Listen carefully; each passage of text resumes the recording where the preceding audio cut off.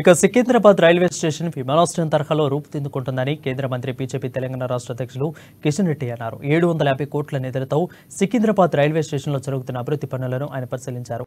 అంతర్జాతీయ విమానాశ్రయం తరహాలో రైల్వే స్టేషన్ అభివృద్ధి పనులు జరుగుతున్నట్లు తెలిపారు. మల్టీ లెవెల్ పార్కింగ్, విశ్రాంతి గదులు, రూఫ్ టాప్ రైల్వే ప్లాట్ఫామ్స్ పనులు శరవేగంగా సాగుతున్నాయని అన్నారు. 2025 నవంబర్ నాటికి ఈ పనులు పూర్తవుతాయని కిషన్ రెడ్డి తెలిపారు.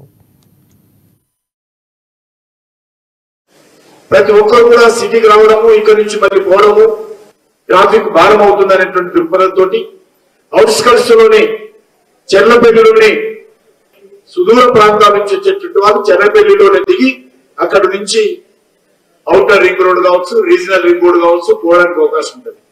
ఇంకా రీజనల్ రింగ్ రోడ్ వస్తే సిటీకి రావాల్సినటువంటి వాళ్ళు లేకుండా రీజనల్ రింగ్ రోడ్ ప్రాంతంలో కూడా రైల్వే స్టేషన్స్ ఏర్పాటు చేసి అక్కడనే ట్రైన్లు దిగినట్లయితే ఆ రీజనల్ రింగ్ రోడ్ లో కూడా జిల్లాలకు వెళ్లేవాళ్ళు, మరి హైటెక్ సిటీ లాంటి ప్రాంతాలకు వెళ్లేవాళ్ళు, పట్టణచెరువుకి వెళ్లేవాళ్ళు, ఇతర వెళ్లేవాళ్ళు కూడా ఆ రకంగా వెళ్ళడానికి అవకాశం ఉంటుంది.